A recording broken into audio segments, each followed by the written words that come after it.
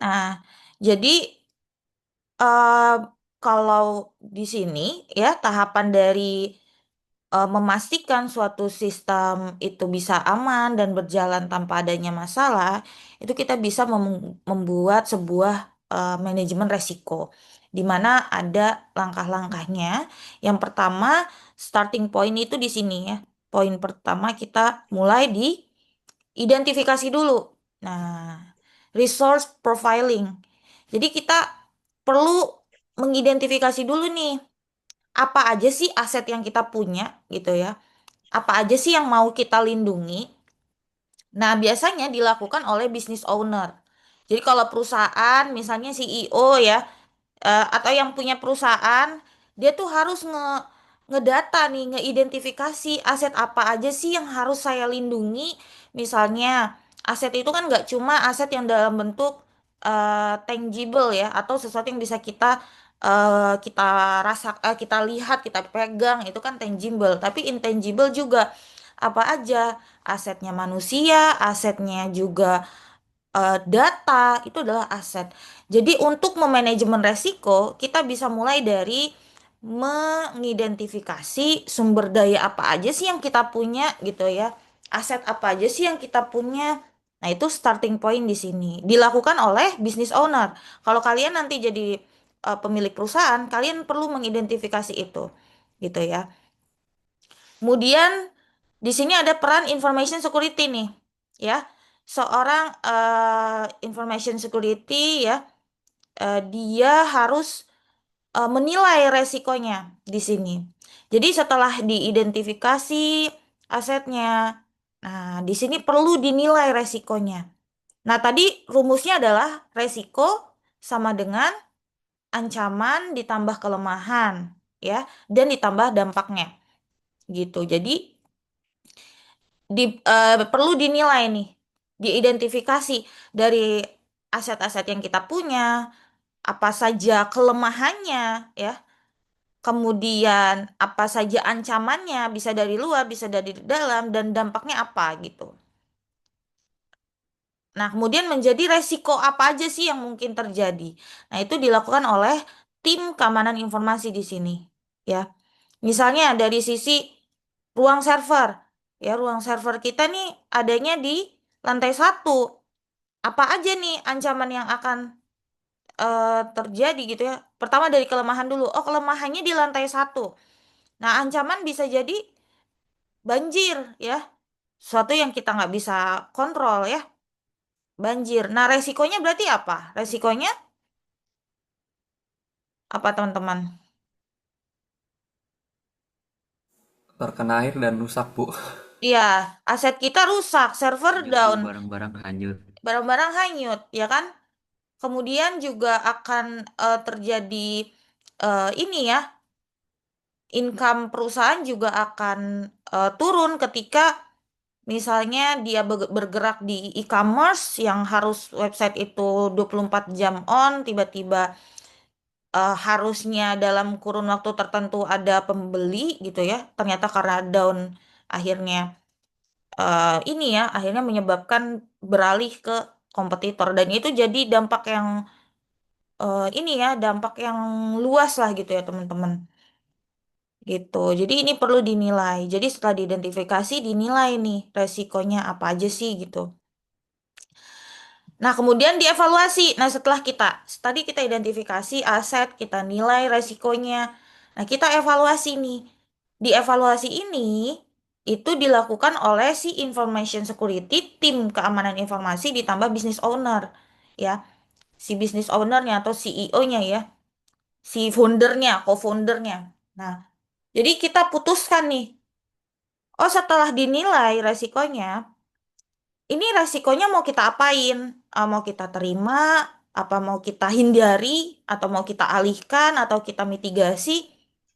Nah, ini kan pernah ya kalian lakukan ya, saya kasih tugas waktu itu ya. Jadi ada yang tugasnya infrastruktur, ya. Kalau nggak salah kan udah dari awal saya pernah, kayaknya udah pernah saya kasih tugas itu deh. Jadi nanti dinilai tuh.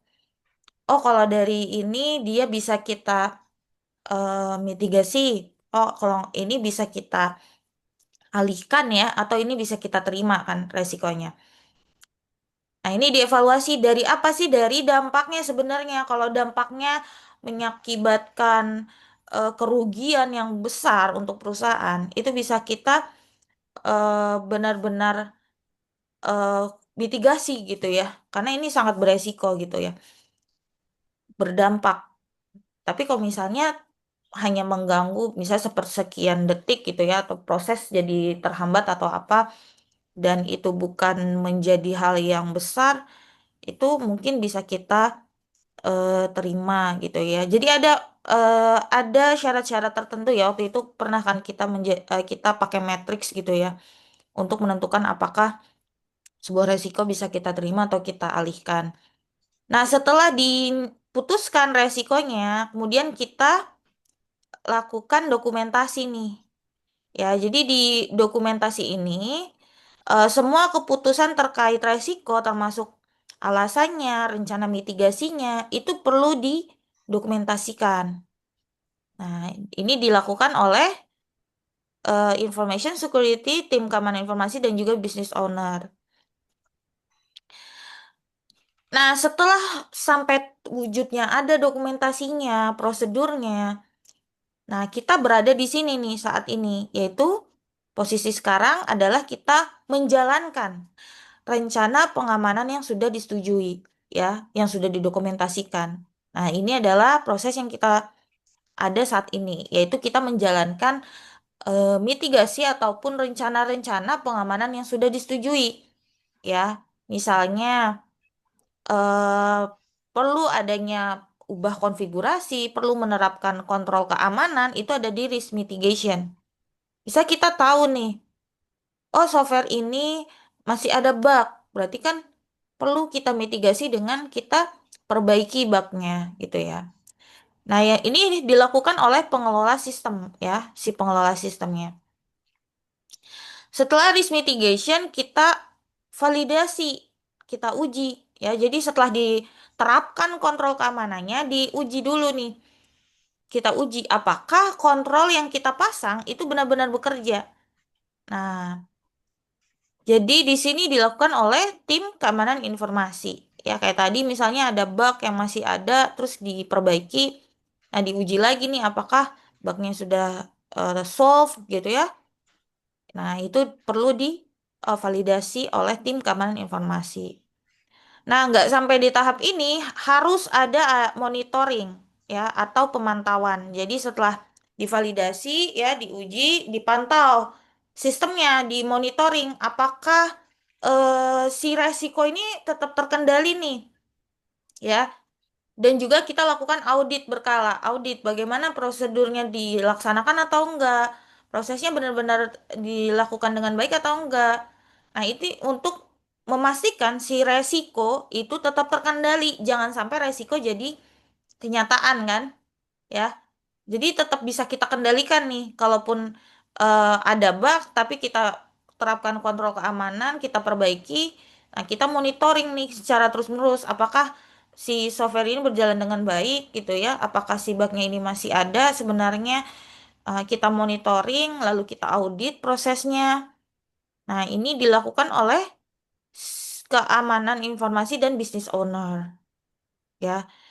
Ini menjadi suatu siklus di mana kalau nanti ada aset baru, ya, kita identifikasi lagi, kemudian kita nilai, kemudian kita evaluasi, kita dokumentasikan, ada update terbaru di sini, lalu dijalankan mitigasinya, lalu divalidasi lagi, dimonitoring dan audit menjadi sebuah siklus, ya. Jadi ini adalah siklus yang ada dalam sebuah pengamanan informasi ya, ya. Jadi bagaimana kita mengelola resiko keamanan informasi itu kita bisa lakukan dengan proses ini ya, 7 proses ini. Ini bisa diterapkan di mana aja, bisa diterapkan di aplikasi, di sistem fasilitas gitu ya, infrastruktur, lingkungan atau vendor. Ini bisa diterapkan dan ini based on NIST ya. Jadi ini ada framework yang bisa kita gunakan gitu teman-teman. Jadi kalau misalnya kalian di perusahaan memang atau kalian membuat sebuah perusahaan, pastikan kalian juga bisa mengelola resiko dari keamanan informasi karena saat ini pastinya banyak sekali celah-celah ya yang bisa dimanfaatkan oleh hacker ataupun kejahatan lainnya ataupun bencana yang saat ini kalian tahu ya, bencana yang terjadi di saudara kita di Sumatera. Nah, itu kan bencana yang enggak, sebenarnya bencana itu pun ulah manusia ya teman-teman ya, ulah manusia karena memang penebangan hutan ya, deforestasi. Nah, itu kan juga menjadi faktor utama ya penyebab dari banjir, longsor yang ada saat ini di Aceh, di Sumatera. Nah, itu kan salah satu insiden yang tidak bisa kita, sebenarnya bisa kita kendalikan gitu ya. Tapi kalau kita dari sisi perusahaan gitu ya, kita nggak bisa kendalikan ini ya. Kita bisa, kita tidak bisa kendalikan adanya bencana gitu ya. Walaupun faktor dari bencana ini ya, bencana ini kan faktornya juga salah satunya peran manusia di situ ya, yang memang tidak menjaga lingkungan gitu. Tapi kalau kita dari sisi perusahaan, kita pun harus mengidentifikasi itu menjadi sebuah resiko. Dimana kalau kalau banjir terjadi, apa yang bisa kita lakukan untuk mengamankan aset gitu ya. Eh, dan kita perlu tahu juga gitu ya, biasanya ini perusahaan kita bergerak di mana kalau misalnya perusahaan ini e-commerce contohnya yang memang sumber income kita dari customer yang harus mengakses software kita gitu ya, mengakses website kita, jangan sampai website kita down gitu. Nah, ini adalah bagaimana kita memanajemen resiko gitu ya. Nah, jadi dalam mengelola resiko itu sebenarnya tujuannya bukan harus menghilangkan resiko sampai nol gitu ya, sampai kita nggak ada resiko karena nggak hampir tidak mungkin terjadi ya. Tapi yang kita lakukan fokusnya adalah untuk mengurangi tingkat resikonya sampai berada pada level yang bisa kita terima gitu.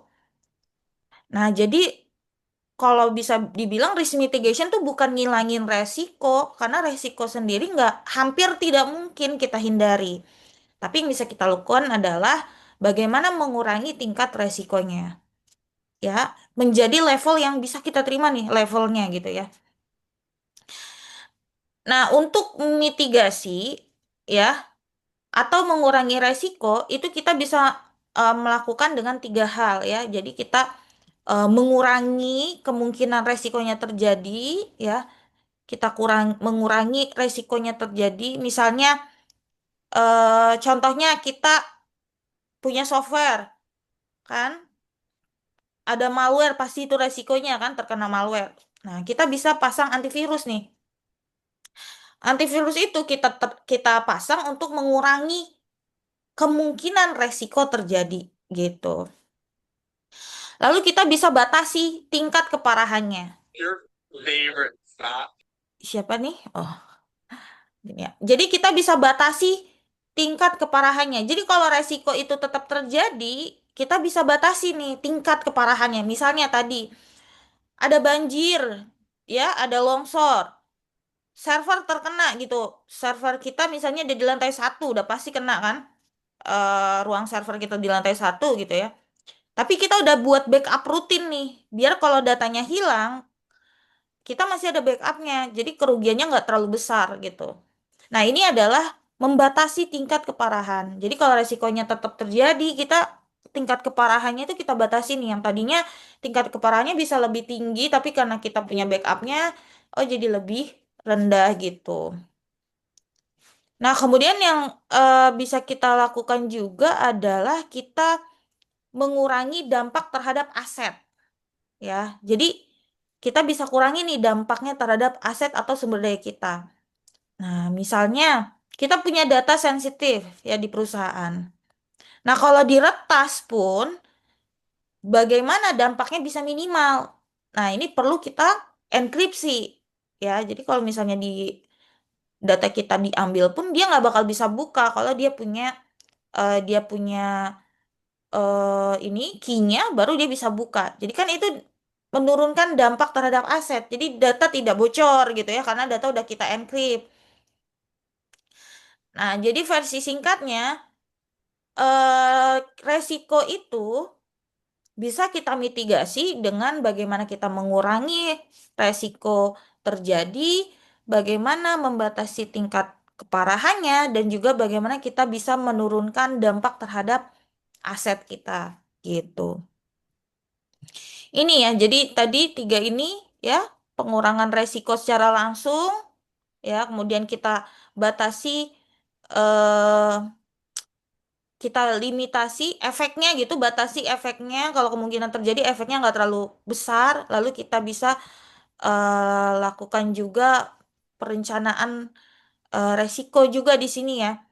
Jadi perencanaan resiko misalnya kita punya roadmap yang jelas gitu, 3 bulan ke depan ada upgrade firewall misalnya. Ya, jadi kita ada perencanaan juga ya. Nah, jadi kalau digambarkan bagaimana proses manajemen resiko itu terbagi menjadi dua bagian di mana ada penilaian resiko tadi ya, risk assessment dan ada risk mitigation. Ya, jadi risk assessment tadi kita define boundaries, ya, scope, metodologi, and analisisnya. Jadi kita pastikan tahu dulu area mana yang sedang kita evaluasi, lalu kita kumpulkan data ancaman ataupun kerentanannya. Ini di risk assessment ada di sini ya berarti ya. Dari risk assessment. Nah, terus kita interpretasikan hasil analisis tadi gitu. Jadi maksudnya di sini kita interpretasikan untuk menentukan nih resiko mana sih yang paling tinggi ya, terus yang mana harus kita prioritaskan. Nah, masuk ke risk mitigation, jadi setelah kita kita hasil analisis itu kita tentukan resiko mana yang paling tinggi. Nah, lalu kita mitigasi nih dengan memilih safeguards. Safeguards itu adalah kontrol keamanan yang tepat, ya. Jadi kontrol keamanan itu safeguards. Dan setelah kontrol dipilih, masih kemungkinan ada sisa resiko yang masih ada. Nah, jadi setelah kontrol keamanan masih ada nih sisa-sisa resiko itu disebut residual risk. Nah, jadi di sini organisasi perlu menerima resiko sisa yang masih ada, yang perlu diterapkan mitigasinya gitu. Lalu kita implementasi kontrol keamanan yang sudah kita pilih tadi, seperti misalnya membuat backup, mengatur hak akses. Nah, itu adalah kita mengimplementasikan kontrolnya. Nah, ini jadi ada satu-satu tadi ya penjelasan bahwa selecting safeguards itu merupakan pemilihan ya. Jadi pemilihan kontrol keamanan. Nah, jadi di risk mitigation kita perlu memilih apa sih kontrol keamanan yang tepat ya untuk melindungi aset kita gitu.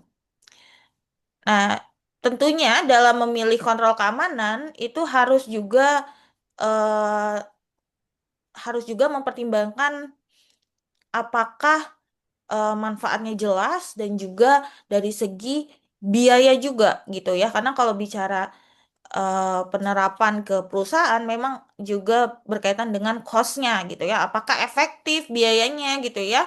Cost yang dikeluarkan, nah itu pun berpengaruh gitu. Jadi perlu juga menerapkan gitu ya em, bagaimana si kebijakan dari perusahaan itu ada, misalnya kebijakan penggunaan keamanan gitu ya, SOP-nya. Jadi dari sisi internal organisasi pun biasanya ada aturannya nih, SOP ataupun standar keamanan ya yang perlu kita pertimbangkan ketika kita memilih kontrol keamanan gitu ya. Kemudian juga hukum ya, legislation and regulation. Jadi seperti undang-undang misalnya ya, undang-undang ITE gitu ya, atau regulasi pemerintah itu pun menjadi suatu pertimbangan ya. Misal dari perlindungan data pribadi itu kan menyangkut ke undang-undang ITE gitu ya. Ada undang-undangnya. Kemudian safety, reliability, and quality requirements. Jadi kontrol yang kita ingin terapkan itu tidak boleh mengurangi dari sisi keamanan gitu ya. Jadi harus safety, harus handal dan juga kualitasnya ya. Misalnya sistem-sistem di keamanan gitu ya. Sorry, sistem-sistem di kesehatan. Nah, itu kan juga perlu ada keamanan pasien misalnya di situ gitu ya. Nah, itu kan juga perlu diperhatikan di beberapa sektor gitu ya. Bagaimana si keamanan pun perlu tetap terjaga. Kemudian sistem performance requirement. Jadi kalau kontrol yang mau kita terapkan pun harus memperhatikan bagaimana performanya. Jadi misalnya kalau kita mau nerapin enkripsi, itu jangan sampai menurunkan performanya nih ya. Misalnya enkripsinya yang nggak terlalu berat gitu ya, tapi aman. Nah, itu pun ada pertimbangan-pertimbangannya gitu. Kemudian timeliness, accuracy, and completeness requirements.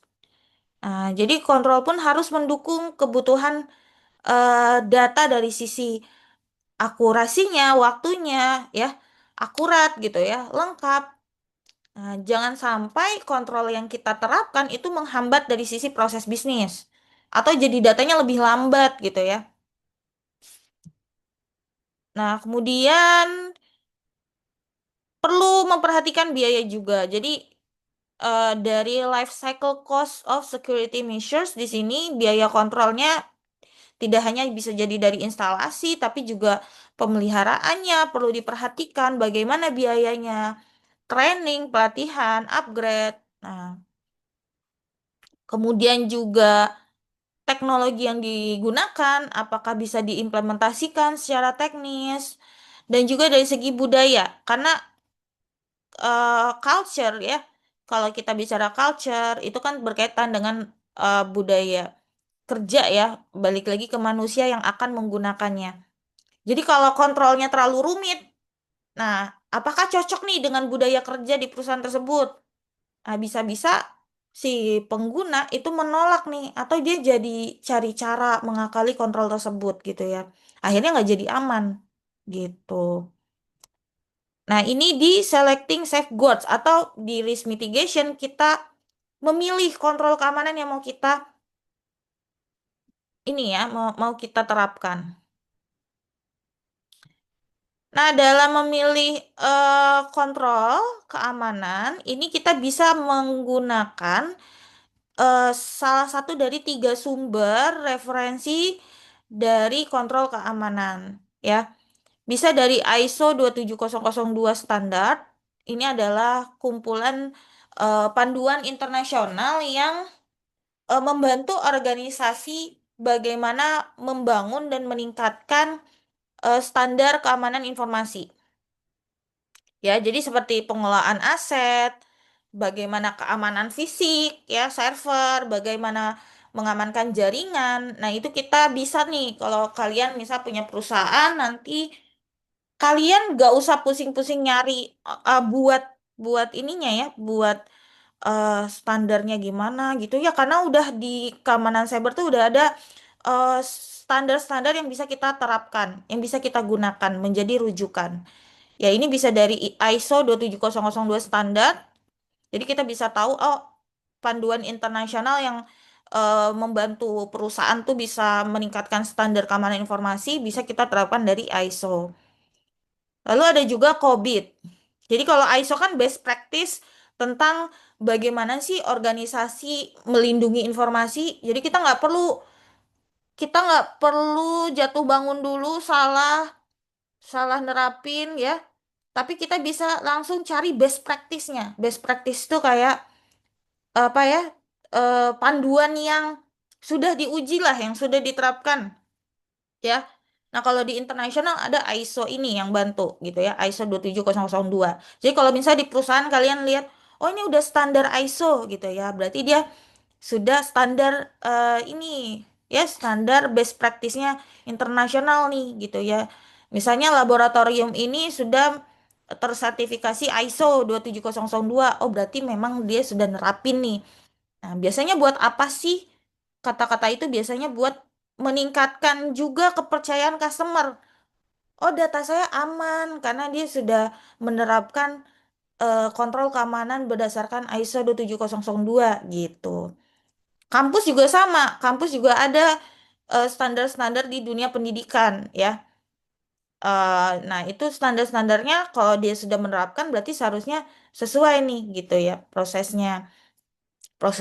Prosesnya, proses bisnisnya harusnya sudah sesuai standar. Nah, jadi itu ya. Nah, ada juga yang namanya COBIT atau Control Objectives for Information and Related Technology. Nah, COBIT ini dia untuk mengelola nih, bagaimana mengelola dan mengatur teknologi informasi, ya. Jadi pengelolaan IT. Ya, jadi si COBIT ini membantu organisasi untuk memastikan bahwa teknologi informasi itu berjalan efektif, ya, mendukung tujuan bisnis, gitu.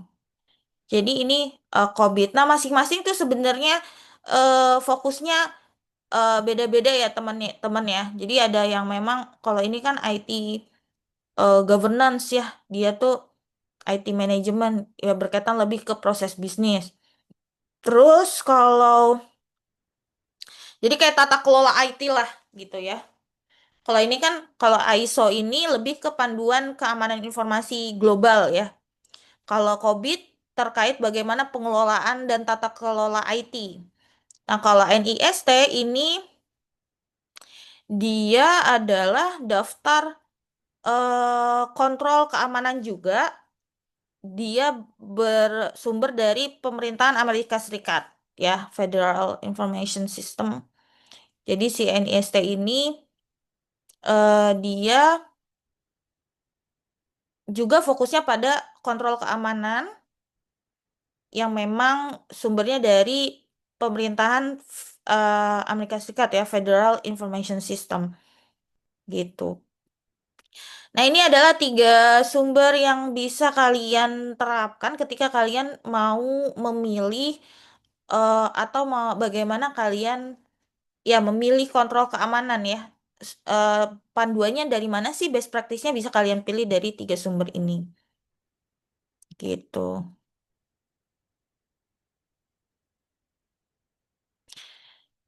Nah, di sini saat kita menerapkan kontrol keamanan, itu kontrol tersebut bisa mempengaruhi tingkat resikonya. Ya, jadi tadi ya kan kita sudah nerapin nih kontrol keamanannya. Itu kan bisa mempengaruhi nih tingkat resikonya. Gitu. Jadi bisa membatasi jumlah ancaman. Tadi yang saya jelasin ya, membatasi jumlah ancaman, ya, kemudian juga membuat serangan menjadi lebih sulit. Ya, setelah kita terapkan kontrolnya jadi lebih sulit nih serangan itu terjadi gitu ya. Walaupun ancamannya masih ada, tetapi karena kita buat kontrolnya, akhirnya proses eksploitasinya lebih sulit untuk ditembus. Misalnya, penerapan multifaktor authentication ya. Jadi dia nggak langsung brute force attack, tapi karena ada autentikasi kedua, dia nggak bisa nih langsung ya brute force gitu. Ya karena dia harus ini ya, harus memasukkan misalnya autentikasi dari sisi user gitu. Kan itu jadi semakin sulit ya serangan itu terjadi. Kemudian mengurangi dampak ya. Jadi kalau sistem berhasil ditembus, kontrol yang kita terapkan jadi membatasi kerusakannya ya, tingkat keparahannya. Nah, terus yang terakhir adalah memperbaiki atau menutup celah kerentanan. Jadi dengan adanya kontrol keamanan ini, itu bisa menghapus titik kelemahan. Bisa ada bug ya, itu bisa kita hapus ya, atau bisa kita ya kita bisa hilangkan tadi ya titik-titik kelemahan itu setelah kita perbaiki si bugnya misalnya. Jadi nggak ada lagi nih kelemahan yang bisa dieksploitasi oleh eh, si cracker gitu ya, gitu teman-teman. Nah, tadi ya di proses risk mitigation, jadi setelah diimplementasi ya ternyata memang masih ada sisa resiko, itu kemungkinan juga ada ya. Jadi ada juga nih sisa-sisa resiko yang masih ada atau disebut residual risk. Jadi karena resiko ini nggak bisa dihilangkan 100% ya, jadi bagaimana kita memutuskan apakah sisa resiko ini bisa kita terima atau enggak gitu. Nah, jadi di sini pun perlu dilihat ya bagaimana hasil dari assessment resikonya gitu. Apakah sisa resiko ini akan mempengaruhi dari segi urgensi bisnis gitu ya. Nah, keputusan-keputusan ini akan dipertimbangkan ya dari balik lagi ke faktor-faktor ya terkait bisnis kita gitu ya, terkait bisnis. Apakah akan mengganggu operasional, apakah akan mempengaruhi bisnis. Nah, itu juga memperhatikan hal-hal itu ya. Jadi apakah risiko ini bisa diterima atau enggak atau perlu dimitigasi lagi gitu. Nah, ini karena menjadi sebuah siklus ya di proses risk management. Nah, setelah itu bisa masuk ke risk assessment lagi, dievaluasi. Nah, karena tadi ya balik lagi perlu diperhatikan apakah sisa resiko yang masih ada ini akan mempengaruhi dari sisi bisnis ya, dari sisi sumber daya. Nah, itu akan menjadi sebuah siklus, teman-teman. Nah, setelah diimplementasikan kontrolnya, perlu adanya monitoring bagaimana keefektifan dari kontrol keamanan yang sudah kita terapkan, ya. Jadi memilih kontrol saja nggak cukup, tapi juga perlu diimplementasikan, ya. Contohnya misalnya kita milih nih, oh harus ada firewall, tapi itu nggak ngurangin resiko sampai si firewall itu dipasang dan dikonfigurasikan dengan benar. Jadi setelah dipilih, kita perlu implementasikan dan kita monitoring nih, ya. Apakah perlu pembaruan kontrol? Apakah perlu perbaikan? Nah, apakah perlu dianalisis lagi resikonya? Nah, itu ada di monitoring. Jadi hasil dari proses manajemen resiko itu bisa menghasilkan security requirements. Jadi manajemen resiko itu bisa menghasilkan security requirements ya. Biasa kalau kalian bikin software juga kan ada ya requirement dari sisi keamanannya ya, seperti itu. Oke, sampai di sini ada yang mau ditanyakan teman-teman? Kita tadi sudah sampai ke risk mitigation. Baru nanti kita ke incident recovery plan. Apakah masih menyimak teman-teman? Masih. Oke, masih ya. Oke, silakan kalau ada yang mau ditanyakan langsung saja ya ditanyakan. Nah, kita lanjut dulu ya. Jadi, selanjutnya adalah kita bicara terkait insiden recovery plan. Jadi kan tadi proses memitigasi ya, proses kita ini ya.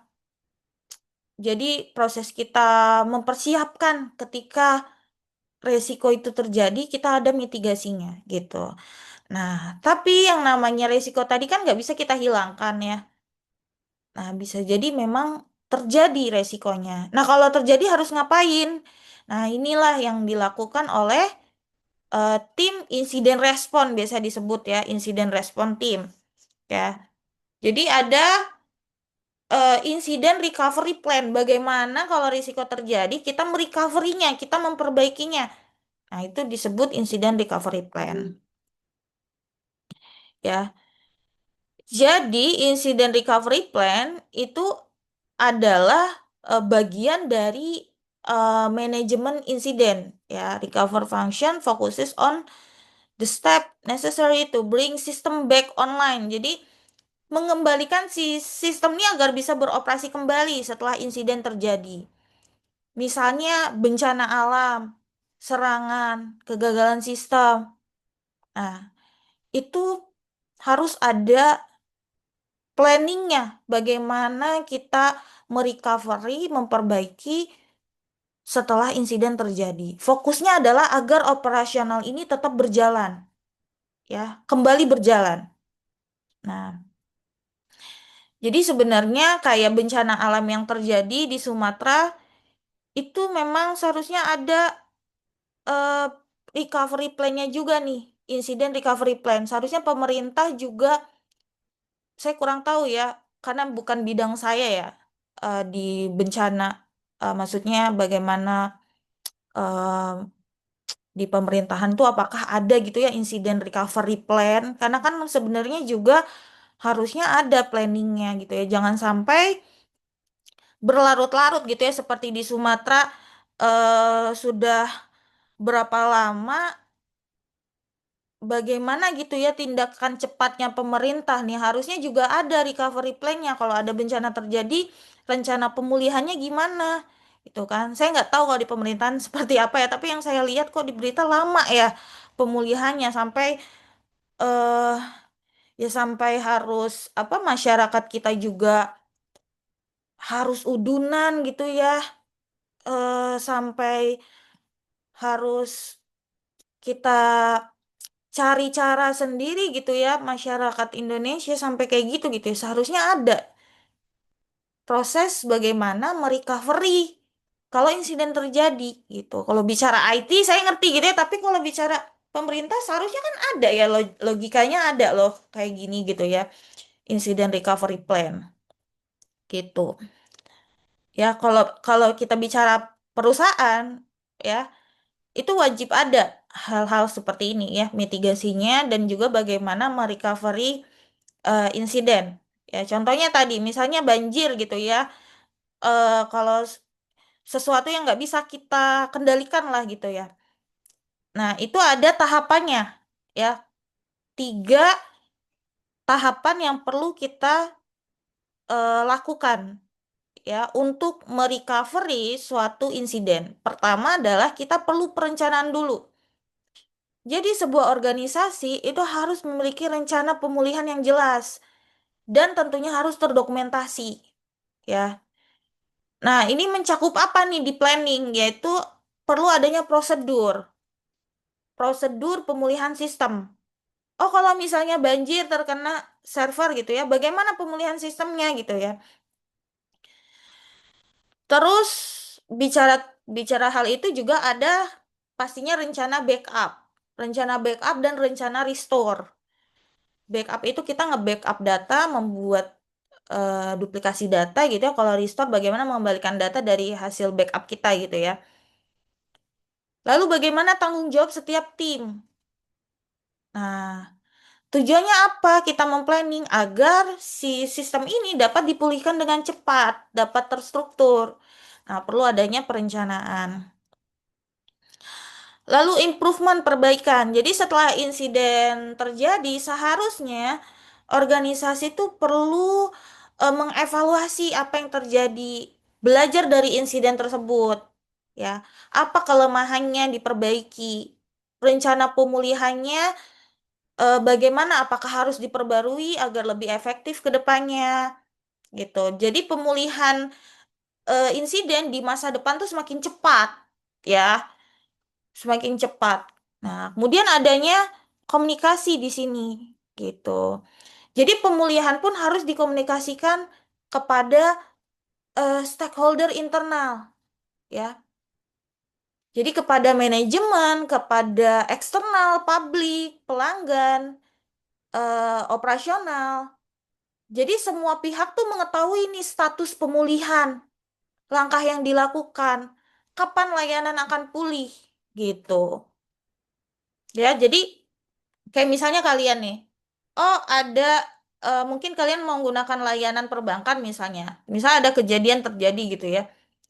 Kita kan sebagai customer pengen tahu pemulihannya kapan nih, saya mau transaksi gitu kan seharusnya. Nah, jadi komunikasi di sini sangat penting gitu, nggak cuma teknis aja, ya. Nah, contohnya balik lagi yang terjadi saat ini gitu ya di Sumatera. Nah, itu kan pemulihan juga harus dikomunikasikan kepada masyarakat. Oh, ini status pemulihannya bagaimana gitu ya. Kapan layanan-layanan di sana akan pulih? Seharusnya ada seperti itu gitu ya. Bahkan sebelum banjir pun saya dengar sebenarnya ada informasi tersebut tapi nggak nyampe gitu ya. Kalau yang saya dengar beritanya sebenarnya BMKG udah ngingetin ada bencana alam seperti itu, tapi nggak nyampe ke masyarakat gitu ya. Nah, itu kan berarti komunikasinya nggak jalan, teman-teman. Nah, ini ya, ini sangat penting mitigasi dan juga bagaimana kita merecovery suatu insiden gitu. Nah, untuk planning sendiri itu ada sumber yang bisa kita gunakan rujukannya, yaitu di NIST Cyber Security Framework ya. Jadi di insiden recovery plan di tahapan planning itu rencana pemulihan yang sudah disusun itu harus dijalankan selama atau setelah insiden terjadi. Itu. Dengan kata lain di sini, ketika insiden terjadi, misalnya siapa bencana alam. Nah, si rencana yang sudah kita susun itu langsung dijalankan, nggak boleh ditunda, nggak boleh ragu-ragu gitu, dan juga nggak boleh improvisasi nih tanpa tanpa panduan gitu ya. Nah, jadi di sini kalau dari rujukan NIST Cyber Security Framework itu kalau kalau insiden terjadi, si planning yang udah kita susun harus langsung dijalankan. Nggak boleh ada penundaan, nggak boleh ragu-ragu gitu. Karena kita bicara bencana ya, kita bicara serangan yang kalau telat aja itu bisa mempengaruhi ke income perusahaan. Kalau bicara pemerintahan, ada bencana alam, itu kan akan mempengaruhi banyak ya, banyak hal kan. Tentunya yang paling berharga nyawa manusia gitu ya. Kalau telat, kalau ragu-ragu, kalau ditunda, itu kan pasti ngaruh ya. Semakin banyaknya korban gitu ya. Karena ini ngaruh sebenarnya. Saya nggak tahu, mudah-mudahan ada insiden recovery plan ya untuk bencana-bencana yang ada di Indonesia. Ya, karena nyambung juga nih kalau perusahaan juga sama bencananya ya. Kalau bencana alam juga akan ngaruh juga ke perusahaan. Jadi ketika planning saat insiden itu udah langsung harus dijalankan, nggak boleh ragu-ragu. Lalu improvement. Nah, kalau improvement itu pasca kita terapkan sebenarnya kita perlu adanya pembelajaran ya. Jadi setelah kita terapkan si planning tadi, itu setelah insiden selesai dan proses pemulihan dilakukan, organisasi itu harusnya belajar dari pengalaman tersebut ya. Jadi em, di sini ya di NST Cybersecurity Framework si rencana pemulihan itu bisa kita perbarui ya berdasarkan lesson learn, pembelajaran yang kita dapat dari insiden. Jika terlalu lambat, perlu kita perbaiki. Atau jika tim bingung peran masing-masing, harus diperjelas gitu. Perannya apa nih? Gitu. Ya, peran ya paling paling gampang contoh yang terjadi saat ini peran kepala daerah, peran gubernur tuh apa gitu ya ketika insiden terjadi gitu. Jadi kalau kurang jelas perlu diperbaiki. Nah, kemudian juga strateginya, strategi pemulihannya juga harus diperbarui kalau temuan dari insiden ternyata eh, lebih lambat penanganannya. Strateginya apa agar tidak lambat gitu. Nah, itu perlu adanya pembaruan strategi. Itu ada di bagian improvement. Jadi setelah kita planning, kita jalankan ya tanpa ragu-ragu, nah baru kita improvement untuk kedepannya gitu.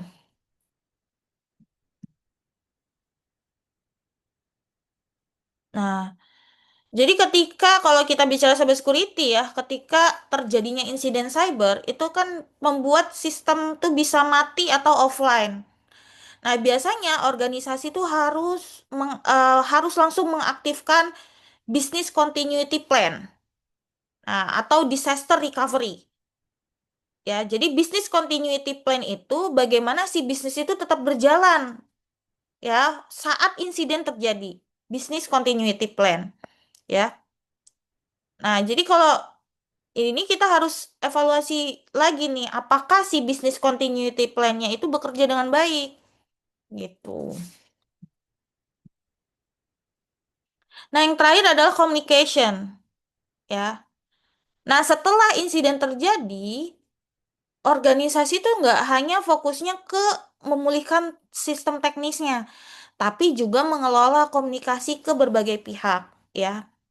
Jadi kalau rujukan di NIST di sini hubungan publik itu harus ditangani dengan baik gitu. Artinya organisasi itu harus mengatur komunikasi eksternal. Contohnya apa?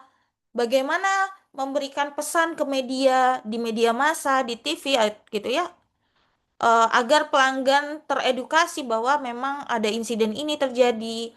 Mohon maaf mohon maaf atas terganggunya misalnya ya. Ini digunakan apa sebenarnya? Balik lagi ke reputasi gitu ya. Reputasi perusahaan, reputasi organisasi itu juga ditentukan dari bagaimana komunikasi kita ke publik, komunikasi kita ke eksternal. Nah, jangan sampai ternyata kita ya balik lagi ya kita sebagai negara ya ada bencana terjadi malah diomongin negara lain gitu ya sampai masuk ke berita luar negeri, berita di Jepang ya, berita di Arab Saudi gitu ya. Itu kan reputasi negara kita kan sampai kena ya gara-gara penanganan kita yang lambat ya. Nah, itu pun harus ada public relationnya gitu ya. Saya kurang tahu kenapa saya nggak tahu di pemerintahan apakah ada public relation yang bagus ya, tapi kenapa komunikasinya saat itu kok makin buruk ya? Komunikasi ke masyarakat, kata-kata yang menyakitkan itu, waduh, saya nggak tahu kenapa public relationnya juga nggak diperbaiki ya, karena itu sangat berpengaruh pesan ke media, apa yang kita omongin, kita harus hati-hati seharusnya. Jadi seperti DPR kita lihat ya bagaimana mereka komunikasinya buruk, itu kan mempengaruhi ini ya mempengaruhi citra buruk juga gitu. Akhirnya masyarakat pun terkena karena memang komunikasinya nggak bisa dijaga gitu ya. Jadi balik lagi komunikasi komunikasi itu sangat penting ya. Jadi nggak cuma sisi teknis aja ya. Eh, karena ini akan berpengaruh ke reputasi gitu. Reputasi organisasi, reputasi negara ya kalau ada kejadian saat ini karena itu juga dilihat bagaimana dia mengatur komunikasi baik eksternal maupun internal gitu. Bagaimana meredam amarah rakyat gitu ya, bagaimana dia berkomunikasi keluar. Nah, itu juga penting.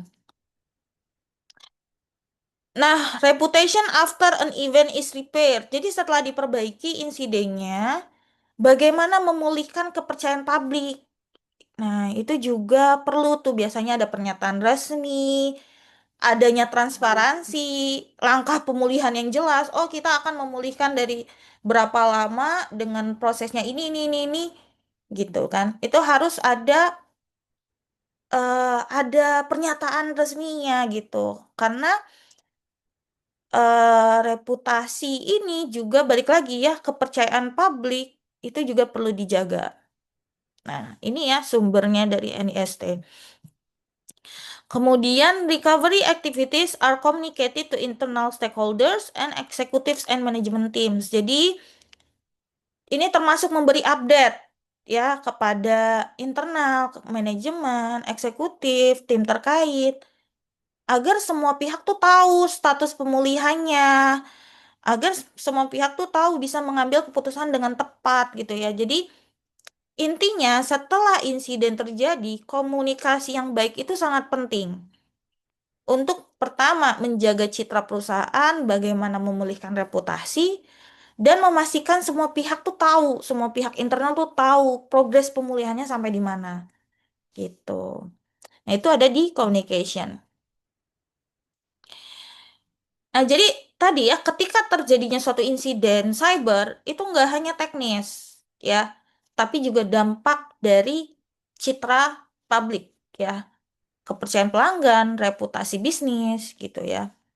Makanya banyak organisasi kalau dia sadar, dia nggak bisa nih publik apa nggak bisa public communicationnya nggak baik. Biasanya dia juga melibatkan pihak luar gitu ya, external expert.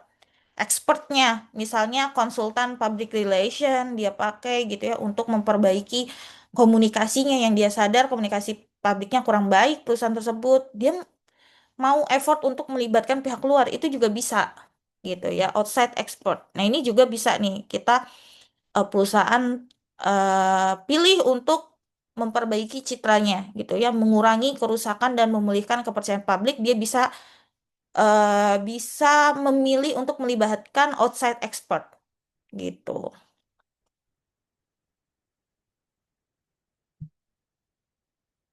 Oke, teman-teman, sampai di sini ada yang mau ditanyakan dulu. Kita tadi udah sampai ke incident recovery plan.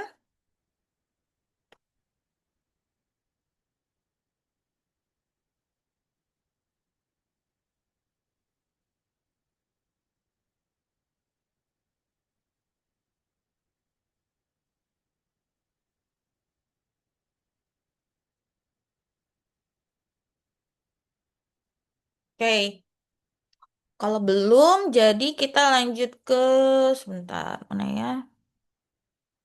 Mm, mm, mm, mm, mm.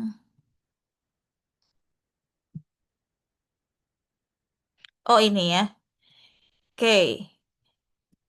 Nah, jadi di sini ya panduan dari NIST tadi ya, SP 80061. Jadi em, berkaitan dengan insiden recovery plan, di mana memang ada policy berkaitan kebijakan formal, bagaimana organisasi menangani insiden, ya. Jadi di sini ya kalian bisa coba cek di NIST ini, dia juga mengatur dari sisi policy-nya, kebijakannya, kemudian prosedur, langkah-langkah operasionalnya, kemudian kontrol proses yang diterapkan ketika terjadi insiden, lalu pengukuran bagaimana efektivitas dari insiden, misalnya waktu responnya, bagaimana jumlah insidennya, tingkat keberhasilan. Kemudian adalah manajemen action, bagaimana tindakan manajemen untuk mendukung, ya, mendukung dari program insiden respon. Nah, ini juga diatur di NIST bahwa em, di bagian policy atau kebijakan itu perlu adanya komitmen dari manajemen, ya. Bagaimana manajemen tingkat atas tuh harus mendukung penuh terhadap program insiden respon, gitu ya. Nah, kemudian di sini purpose and objective. Nah, ini juga perlu eh, dijelaskan kenapa kebijakan ini dibuat, apa yang mau dicapai. Nah, lalu skupnya, siapa yang tercakup dalam si kebijakan ini? Situasi apa sih saat kebijakan ini berlaku, gitu ya. Nah, jadi ini ya bicara terkait kalau kita mau membuat policy atau kebijakan, kita perlu mempertimbangkan ini ya. Nah, jadi ini ya dari NIST ini kalau kalian mau membuat sebuah guidance, kalian bisa pakai NIST untuk membuat ini ya, misal kebijakan, ini yang perlu diperhatikan, skupnya, lalu definisinya, apa yang dianggap event, apa yang dianggap insiden. Nah, Lalu bagaimana organisasi menjelaskan perannya, tanggung jawabnya, level otoritasnya, kemudian prioritize, tingkat keparahan insiden, gitu. Performance-nya, bagaimana mengukur apakah insiden respon ini programnya memenuhi kebutuhan bisnis, lalu bagaimana mereport, ya, bagaimana melaporkan insiden, menghubungi siapa, gitu. Nah, ini terkait prosedur ya. Jadi dari policy, kebijakan, terus kita masuk ke prosedur. Contohnya di sini prosedur, misal kita udah buat ya, oh ada insiden-insiden ini, kalau ada phishing gitu ya, phishing email yang pertama alurnya apa? Nah, misalnya kayak di sini dokumentasikan dulu laporan phishingnya, lalu membuat tiketing, kemudian dianalisis emailnya, kemudian di email dipastikan dulu phishing, lalu mencari barang bukti, lalu menentukan seberapa dampaknya, seberapa luas dampaknya. Nah, ini harus ada prosedurnya. Jadi tadi ya policy, nah policy bicara kebijakan, terus prosedur bicara tahapan-tahapannya, ya, tahapan misalnya insiden phishing, lalu kontrol proses, ya. Jadi kontrol proses ini saat saat diimplementasikan itu apa aja nih yang harus kita lakukan gitu ya. Pertama, kita perlu deteksi dulu, menentukan aktivitas yang mencurigakan, ya, mengumpulkan, menganalisis data log misalnya, lalu kita respon di sini. Setelah kejadian terdeteksi, organisasi bagaimana meresponnya, misalnya melakukan komunikasi atau menyelidiki ini ya, hasil dari kejadiannya gitu ya. Lalu mengevaluasi respon tentunya. Nah, kemudian pemulihan. Jadi setelah dideteksi, direspon, kemudian dipulihkan. Ya, bagaimana mengembalikan sistem ini ke kondisi normal. Gitu. Lalu diukur. Nah, jadi setelah diimplementasi kontrolnya, diukur. Ukurannya ini bisa dari sisi waktu, ya. Rata-rata waktu yang dibutuhkan untuk menemukan insiden, bagaimana waktunya merespon, bagaimana seberapa cepat tim menahan insiden agar tidak terkontaminasi, artinya tidak menyebar. Terus waktu yang dibutuhkan untuk menghapus ancamannya, untuk merecover. Nah, ini menjadi metrik ya untuk menilai apakah proses respon insiden ini efektif atau apa yang perlu diperbaiki, bagaimana kinerja timnya gitu.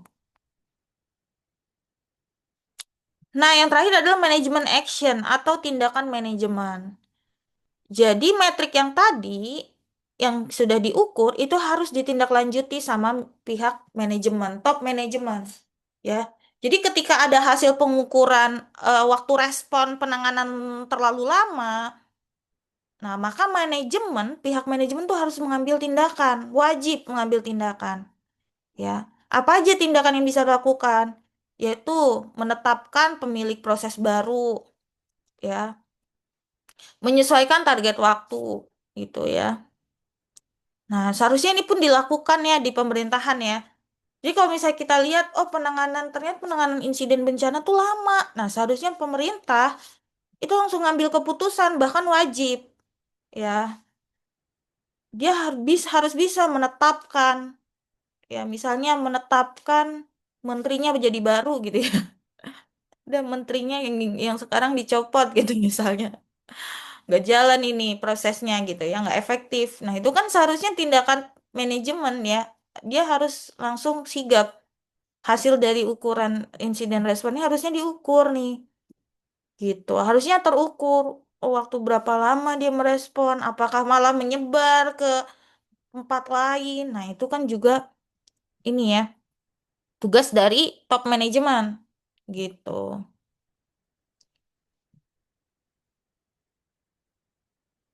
Oke, ada yang mau ditanyakan, teman-teman?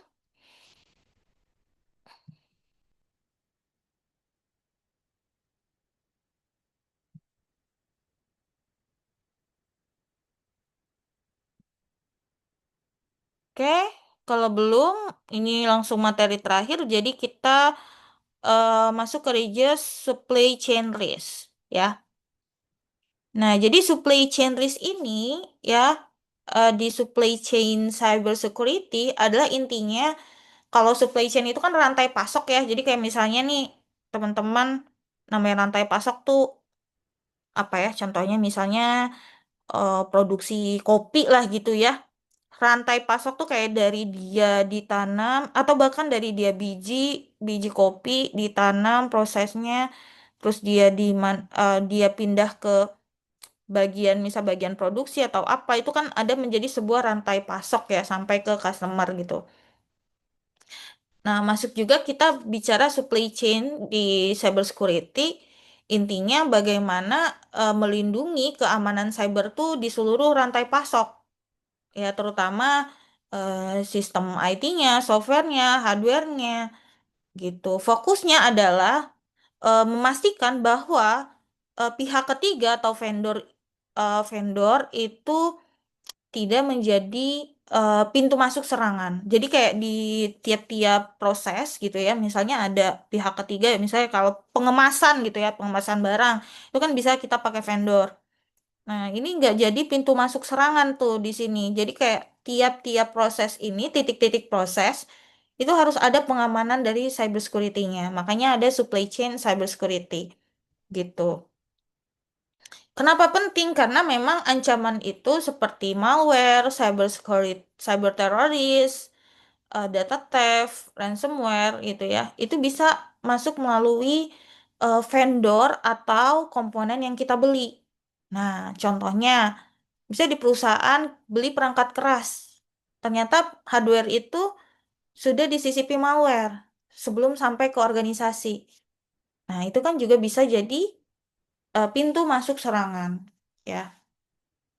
Nah, jadi sebenarnya untuk meminimalisasi resiko, kita perlu memastikan bahwa kita membeli hanya dari vendor yang terpercaya. Ya, misalnya eh, kita gunakan vendor yang memang sudah divalidasi nih, reputasinya baik, ya, memenuhi standar keamanan tadi, dia pakai standar ISO dan lain sebagainya. Nah, itu perlu diperhatikan, gitu. Kemudian memisahkan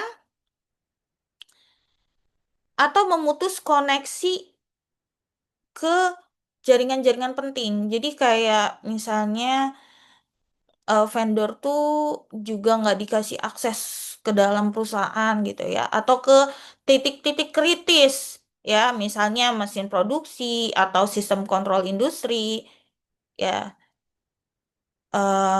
Itu perlu diputus internet misalnya ya dari kalau mesin produksi atau sistem kontrol industri itu nggak perlu ada internet karena biar tidak terkena serangan dari luar itu juga bisa ya dari kontrol dari kitanya gitu ya atau kita punya ada policy atau kebijakan untuk oh kalau vendor cuma sampai tahap mana gitu ya dia nggak bisa akses kemana-mana. Nah kemudian juga perlunya ada edukasi pengguna jadi kayak staff juga perlu tahu nih bagaimana mengetahui ancaman dari supply chain. Artinya bisa ada edukasi bagaimana hati-hati dengan email phishing, jangan menginstal software dari sumber yang nggak resmi, gitu.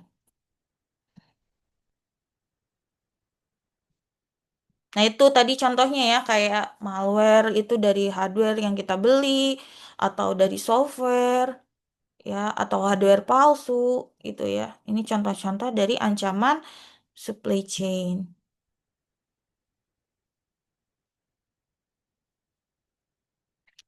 Oke, kalau ini mungkin ini ya.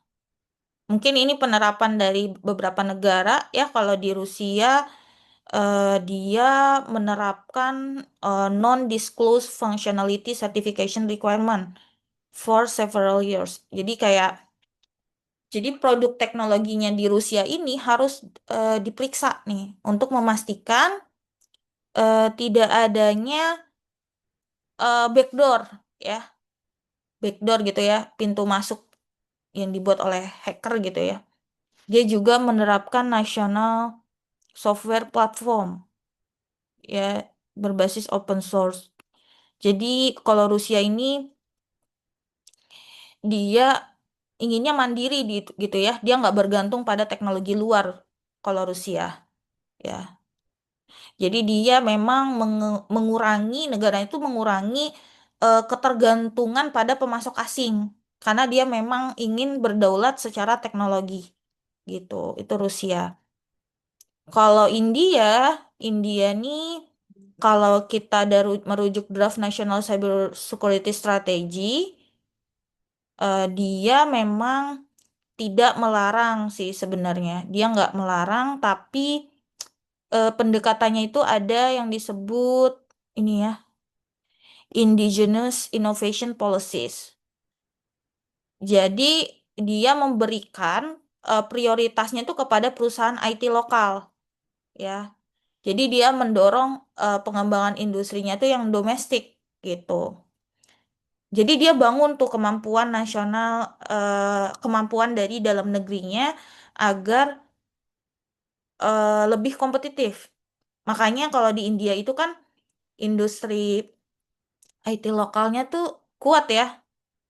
Nah, itu memang dia lakukan untuk mengurangi tadi resiko supply chain gitu. Makanya dia lebih ke dikuatkan dari sisi nasional. Nah, kalau China dari kebijakan ini ya. Nah, dari sini aja kalau di Cina itu strateginya dia kuat ya. Kalau Cina tuh intinya dia ingin kontrol penuh atas teknologi yang digunakan pemerintah. Jadi dia juga membangun kemandirian dari sisi nasional, dari sisi dalam negeri. Ya, jadi dengan adanya, contohnya dia mengimplementasikan multi-level protection scheme, artinya mewajibkan developer dan manufaktur itu harus warga atau badan hukum Cina. Ya, kemudian teknologi inti dan komponen penting harus dimiliki oleh Cina sendiri. Gitu. Nah, ini beberapa kebijakan dari negara-negara luar ya, gitu teman-teman. Nah, kalau di Indonesia gimana? Kita mungkin perlu mengevaluasi juga ya di Indonesia. Kalau kita banyak menggunakan ini ya teknologi dari luar, contohnya di bagian penelitian saya juga di forensik itu juga belum ada kita alat buatan Indonesia gitu. Jadi kalau kalian lihat gitu ya di pemerintahan, saya udah keliling sama tim di pemerintahan sendiri memang masih menggunakan teknologi, software, hardware dari luar negeri. Kita belum ada buatan dari Indonesia gitu ya kalau forensik. Mereka pakai yang saya cerita itu misalnya untuk mobile forensik pakai dari Israel ya. Yang mana itu juga berpengaruh kalau ada urusan dari antar negara komunikasinya nggak baik, bisa jadi kita nggak bisa pakai lagi software itu gitu ya. Dan kebayang berapa kasus yang harus terbengkalai ketika kita tidak ada software untuk menganalisis kasus mobile forensik ya. Contohnya juga white blocker. Saat ini juga white blocker kalau di forensik belum ada tuh dari dalam negeri. Nah, makanya kita buat di di tim saya membuat hardware white blocker. Nah, itu memang itu ya teman-teman ya. Eh, untuk materi hari ini sebenarnya sudah selesai. Apakah ada yang mau ditanyakan? Jadi banyak cerita-cerita juga ya hari ini nyambung juga ke isu-isu di pemerintahan juga ya kan kita bicara juga terkait mitigasi resiko dan merespon sebuah insiden gitu. Oke, apakah bisa dimengerti untuk materinya teman-teman? Bisa, Bu. Oke, bisa. Sudah jelas atau ada yang mau ditanyakan dulu? Silakan sambil saya cek untuk persiapan absensi bisa open kamera dulu teman-teman semuanya.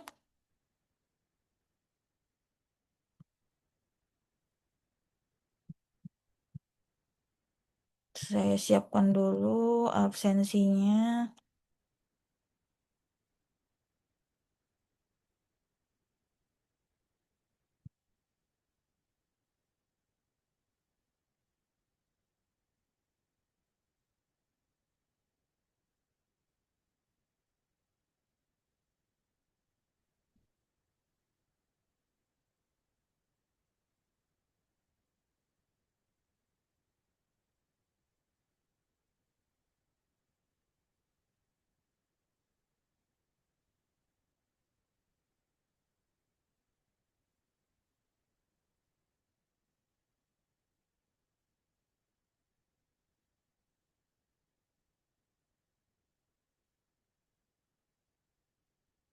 Oke, presensi.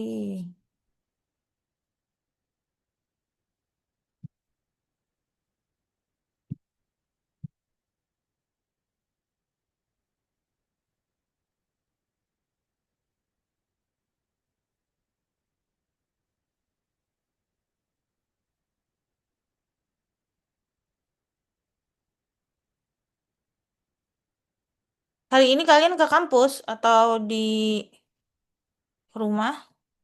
Di rumah aja. Emang udah nggak ada ini, nggak ada perkuliahan abis saya. Bu Desi online. Oh, udah sih online. Oke, sip. Kalau gitu, bentar ya. Saya absen dulu. Mm, mm, mm, mm, mm. Oke, yang saya sebut tolong ini ya merespon. Ahmad Razik. Ahmad Razik mana?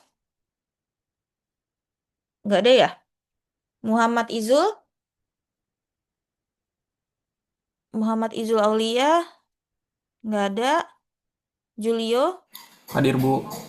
Oke, Shirley. Hadir, Bu. Oke, Ahmad Fatih. Hadir, Bu. Muhammad Fadil. Hadir, Bu. Muhammad Alif. Hadir, Bu. Oke, Hawa Sakura. Hadir, Bu.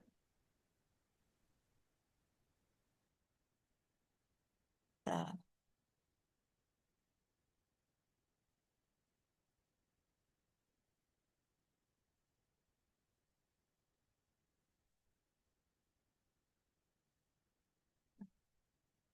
tadi mana ngilang dia?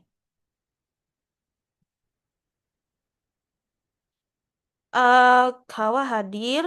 Arif. Hadir, Bu. Kais. Hadir, Bu. Oke, Desna. Hadir, Bu. Rafli. Hadir, Bu. Yoel. Mana ini Yoel?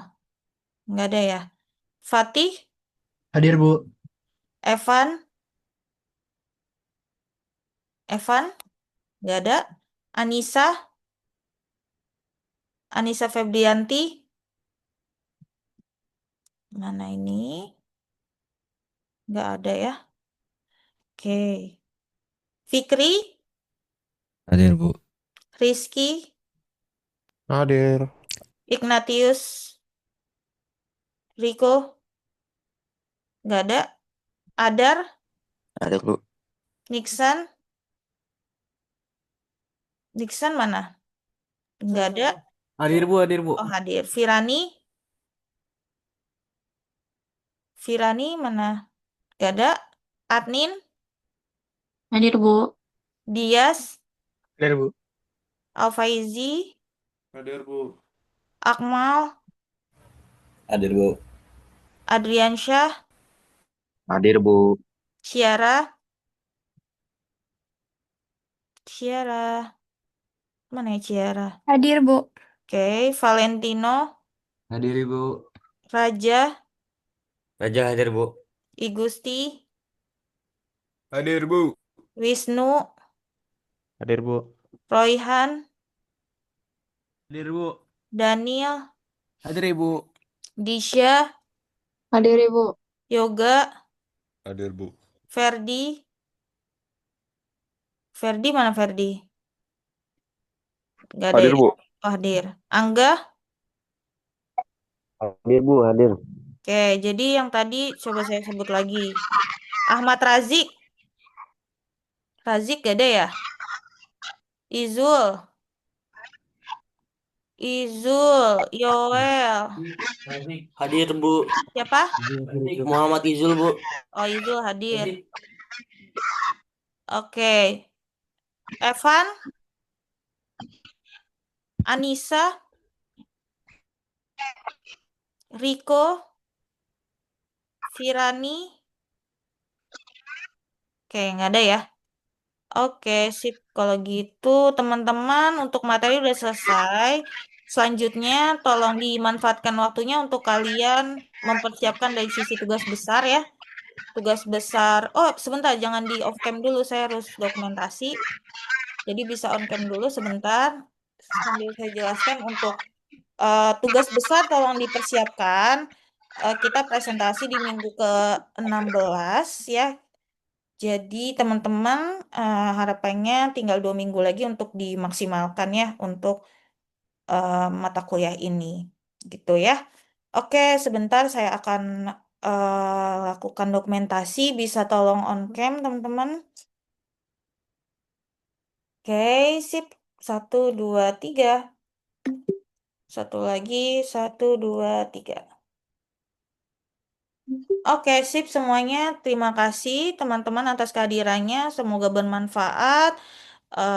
Silakan dilanjutkan untuk mata kuliah selanjutnya. Sekian dari saya. Wassalamualaikum warahmatullahi wabarakatuh. Waalaikumsalam. Waalaikumsalam warahmatullahi wabarakatuh. Ya, saya N ya.